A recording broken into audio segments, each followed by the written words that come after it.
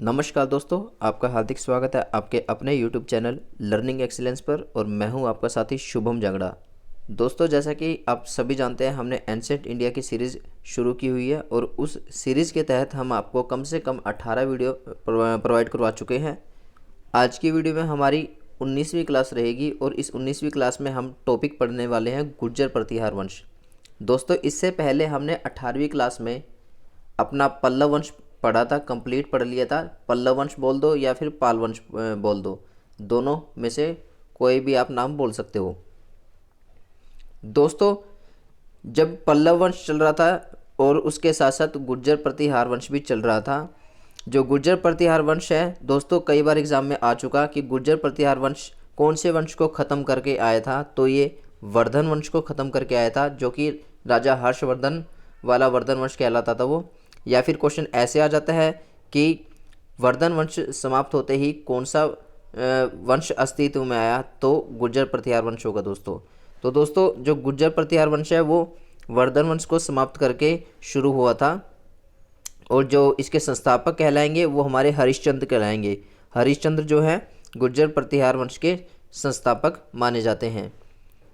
तो जैसे कि दोस्तों हम जिक्र कर चुके कि महाराजा हर्षवर्धन की मृत्यु के बाद गुर्जर प्रतिहार वंश जो है वो भारत में आया था और इस वंश का जो प्रतापी राजा कहलाएगा वो नागभट्ट प्रथम कहलाएगा दोस्तों। और नागभट्ट प्रथम जो हैं वो इतने शक्तिशाली हुआ करते थे जिन्होंने अरबों को सिंध में आगे बढ़ने से रोका था। दोस्तों, क्या होता था, हमारा जो भारत है, हमारे भारत में सबसे पहले अगर आक्रमण होता था तो वो हमारी उत्तर साइड पड़ा करती थी। और जो आपका भारत का उत्तर एरिया पड़ता है, जो भी राजा बनता था सबसे पहले भारत पर आक्रमण करने के लिए भारत में उत्तर से एंट्री किया करता था, क्योंकि वहाँ से भारत में एंट्री करना बहुत आसान हुआ करता था। इसलिए जो भी सबसे पहले राजा आक्रमण करता था भारत पे, तो वो उत्तर साइड से एंट्री किया करता था। इसलिए जो नागभट्ट प्रथम है उसने अरबों को सिंध से आगे बढ़ने से रोका था। और अरबी जो है वो पहले उत्तर भारत की साइड से एंट्री की थी उन्होंने, और वहाँ पर नागभट्ट प्रथम शासक ने ही से रोका था और भारत को जो है वो अरबों के आक्रमण से बचाया था।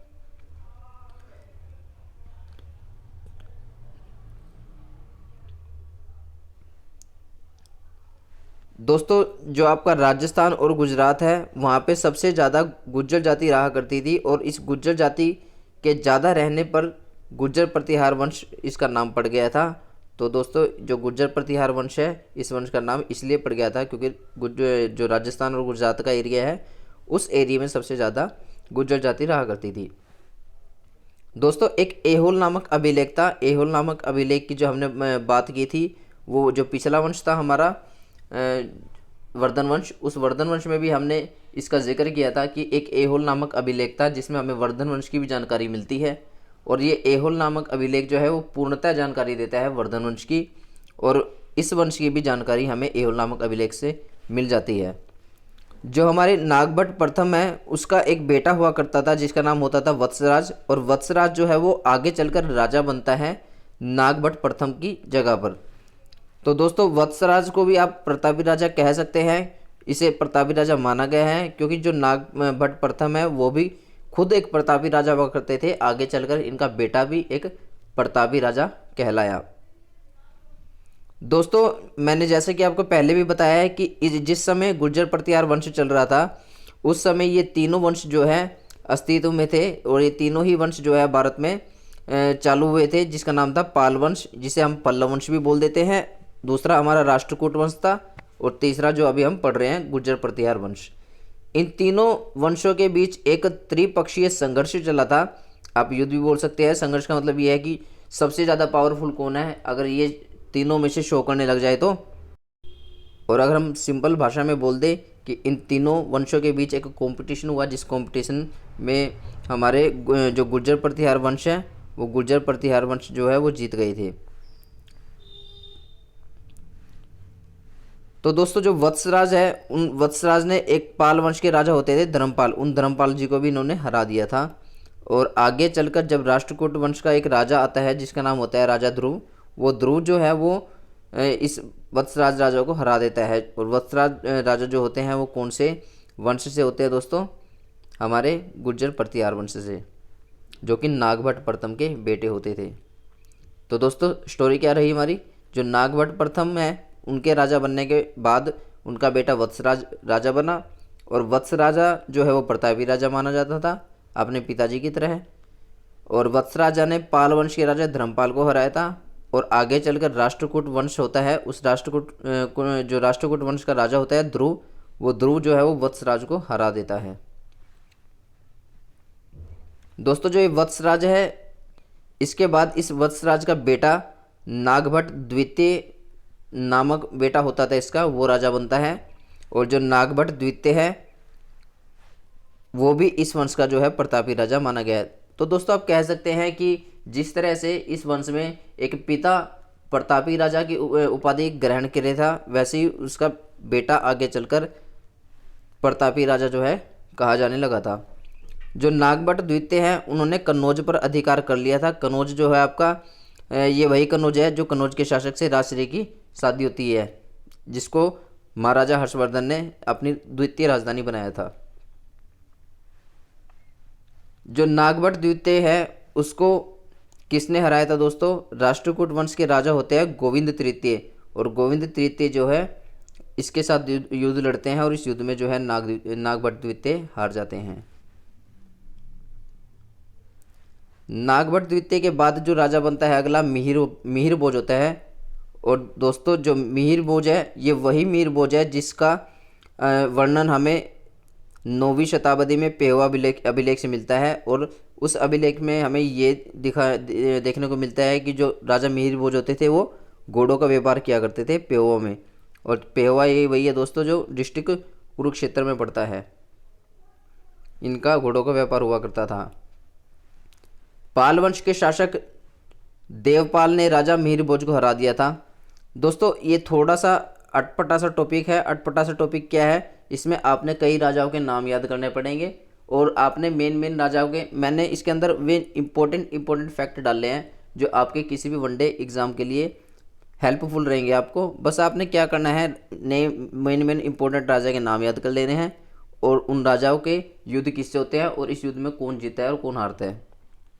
बस ये मेन फैक्ट आपको ध्यान रखने हैं। तो दोस्तों पाल वंश के शासक जो है वो देवपाल होते थे, और देवपाल जी ने राजा मिहिर भोज को हरा दिया था। और राजा मिहिर भोज वही है दोस्तों जिनका पेहवा में घोड़ों का व्यापार हुआ करता था। और इस बात की जानकारी हमें पेहवा अभिलेख से मिलती है 9वीं शताब्दी में। राष्ट्रकूट वंश के शासक होते थे ध्रुव ने जो है वो राजा मिहिर भोज को हरा दिया था।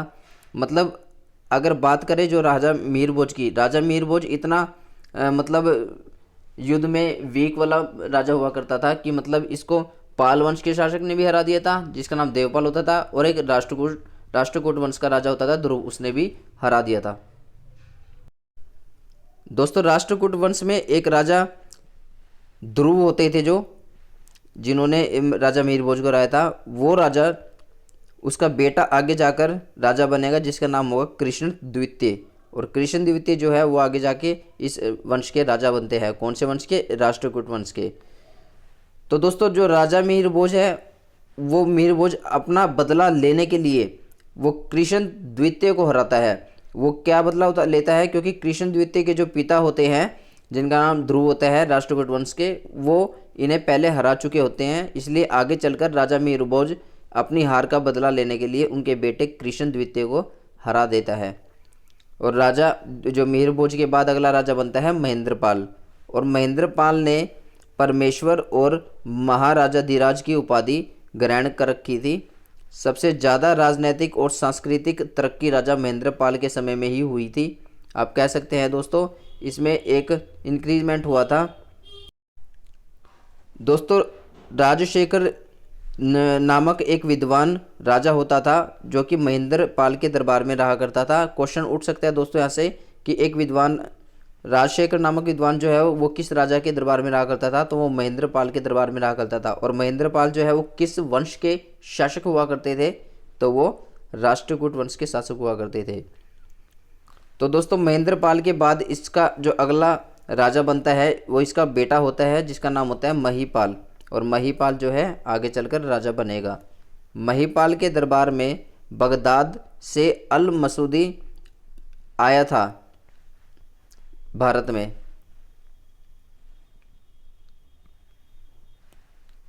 दोस्तों आगे हमारा नेक्स्ट पॉइंट क्या है, राष्ट्रकूट वंश के जो राजा होते हैं इंद्र तृतीय, इन्होंने महिपाल को हरा दिया था और कन्नौज को लूट लिया था, क्योंकि उस समय कन्नौज के शासक कौन होते थे, महिपाल।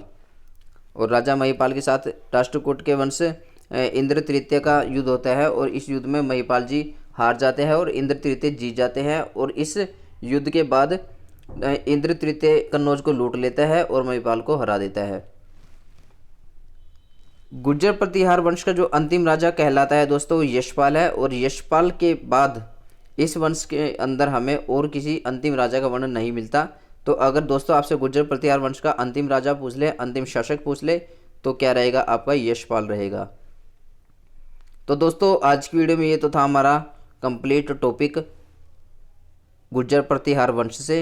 और इसमें हमने वो सभी के सभी फैक्ट्स दे दिए आपको, सभी के सभी क्वेश्चन डाल दिए हैं जो किसी भी प्रीवियस ईयर वनडे एग्ज़ाम में आए हुए हैं या रिपीट हुए हैं या आगे आने वाले किसी वनडे एग्ज़ाम में आने के चांसेस हैं। तो उम्मीद करता हूं दोस्तों आपके लिए मेरी ये वीडियो बहुत हेल्पफुल साबित होगी और आपको किसी भी वनडे एग्ज़ाम में इनमें से एक ना एक क्वेश्चन देखने को ज़रूर मिल जाएगा। अगर आपको इस वीडियो की PDF फाइल चाहिए तो आप हमारे टेलीग्राम ग्रुप को ज्वाइन कर सकते हैं। वहाँ पे आपको हम इन सभी वीडियो की PDF फाइल जो है हम प्रोवाइड करवा देंगे, जिससे कि आपको नोट्स की टेंशन लेने की ज़रूरत नहीं पड़ेगी। हमारे यूट्यूब चैनल पर जितनी भी वीडियो आपको मिलेंगी उन सभी वीडियो के जो नोट्स हैं आपको टेलीग्राम पर प्रोवाइड करवा दिए जाएंगे। चलिए दोस्तों मिलते हैं नेक्स्ट वीडियो में अपने नए टॉपिक के साथ। धन्यवाद दोस्तों, जय हिंद, जय भारत।